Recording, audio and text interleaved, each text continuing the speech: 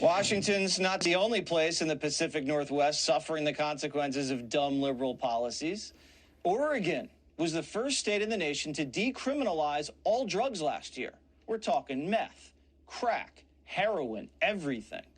So narcotics possession's no longer a felony. It's now just like a parking ticket. You only have to pay a fine when you're caught driving around with angel dust or something. But don't worry, they'll waive the fine if you call a hotline. So what do you think happened after that? The number of overdoses in Oregon in the first quarter of this year are already higher than in the last 3 years. In one district, overdoses are up 520%. And now Oregon politicians are admitting that maybe this wasn't the best idea.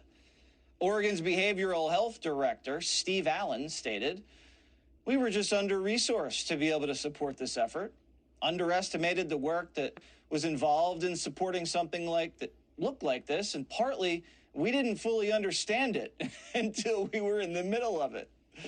Well, maybe you should have thought beforehand what could have happened. Joining me now is Lily Morgan, Oregon State Representative. So how bad is it out there, Lily?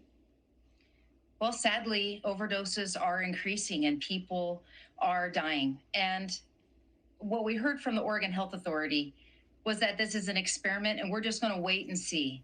Well, that is costing lives, and that is not okay. If you talk to anybody who has recovered from addiction, recovered from drug use, they will tell you they needed an incentive to get done, that working in the criminal justice system, something like drug court or some other incentive was what took for them to get out of addiction. Right now, they're running amok and running unchecked.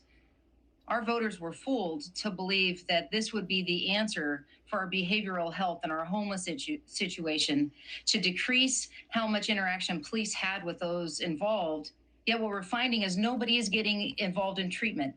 They can call a phone number. My police department even put the phone number on the ticket they issue. But instead, the amount of overdoses keeps increasing. The amount of Narcan or the antidote for the overdose, also, it's taking more doses for police to save people.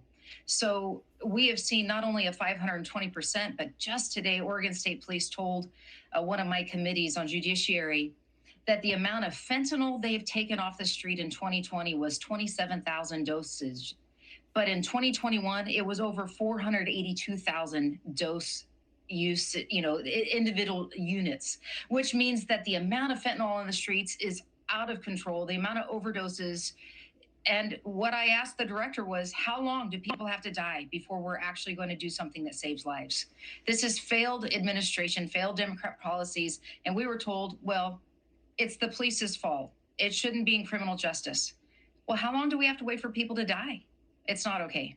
Well, yeah, apparently they're just going to wait forever. They don't really care, and that much is clear.